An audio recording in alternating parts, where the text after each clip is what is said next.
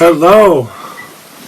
I cannot see your face. That's okay. That was my gift to the viewers. Okay. You're funny. Okay, well, I'm getting out, okay? Okay. Welcome, everybody. Thank you to all the teachers that came before us. Thank you to Bill Douglas for the inspiration and vision. Thank you to Sifu Lee for coordinating and hosting. Thank you to all the inspiring Billies, Bills, Billies, Williams, and of course Sean and Dr. Yunka.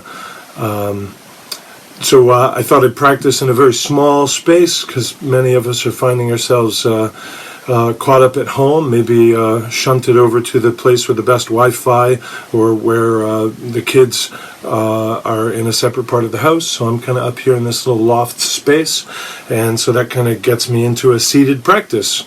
Whereas I might have imagined myself in the studio floor or out in the yard, here I am.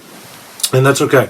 So I'm going to start with a nice mother practice of this embrace posture, Zanshuang. And what I want to do is feel, as we were just hearing from Sean and Roger, this experience of the space between the sky and the soil, the space of humanity, the place of the heart-mind, the biosphere, as we've heard it called today. And I could certainly be in this posture, and you can certainly do this standing or seated in a bench if you'd like. It's very easy to be in this posture and think that I'm defending the heart space, the shin. What I'd really like to do is support a space for it and come into relationship with the energies that flow from this space, or perhaps spring from this place. And so as I rest in this position, I'm melting the shoulders, staying true to my vertical alignment as I feel through my spine and the Baihui point, the crown of the head. I'm sinking the elbows.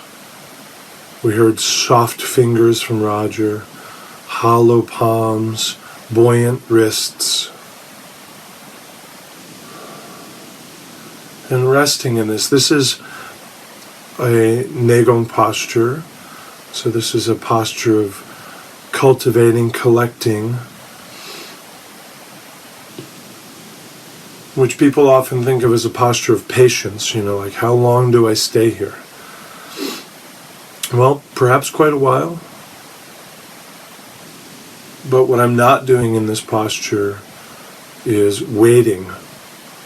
This is not a posture of patience. It may appear that way from the outside, but I'm trying not to have my mind on later. I'm trying not to have my mind on when is this over. I'm trying not to have my mind on when my shoulder's starting to feel that, or my middle back. I'm trying to tend to the corrections, to seek ease in the posture, the ease of the breath, the ease of the mind, the ease of the body.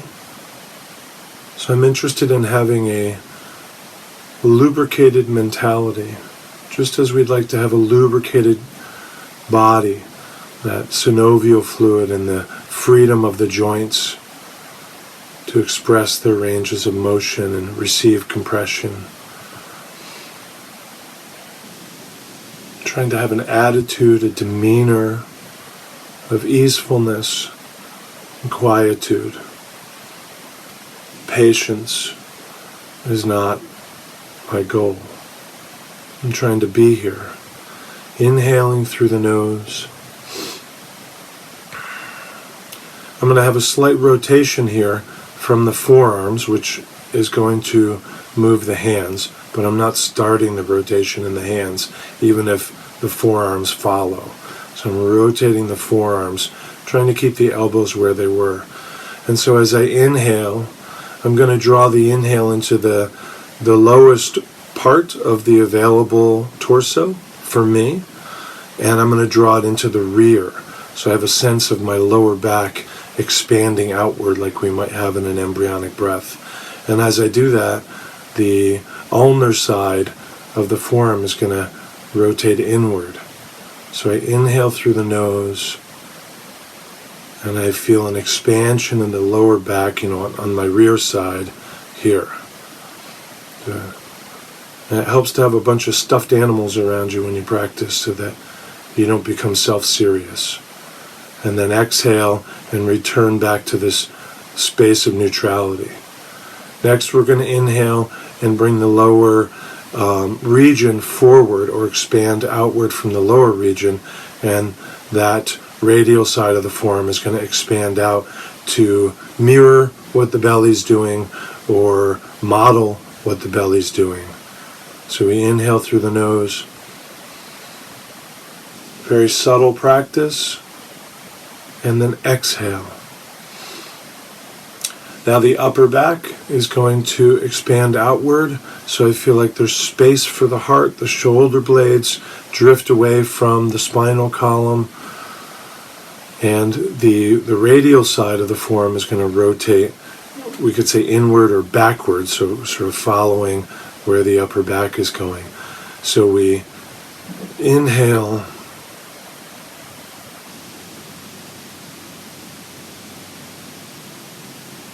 exhale, and then you guessed it, the upper jowl, the upper part of the chest is going to inhale and expand outward, modeled or helped or harmonized with that outer rotation here, which I'm trying to exaggerate so you can see it well, but ultimately this will be fairly subtle in the forearms. So here we go, inhale through the nose. The whole time, melting shoulders, sinking elbows, buoyant wrists, exhale, hollow palms, and soft fingers. So let's do all four with 4 breaths together without my annoying talking.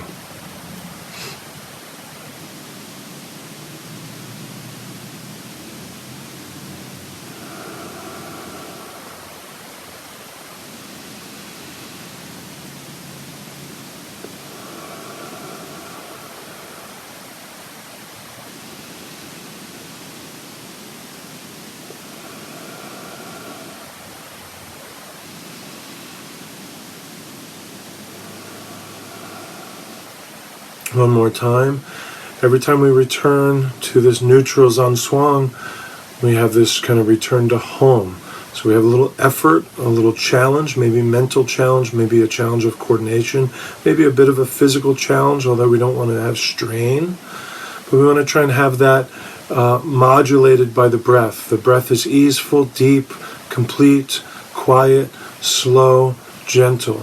And that's the experience that I like to have as a being. So we'll start that again.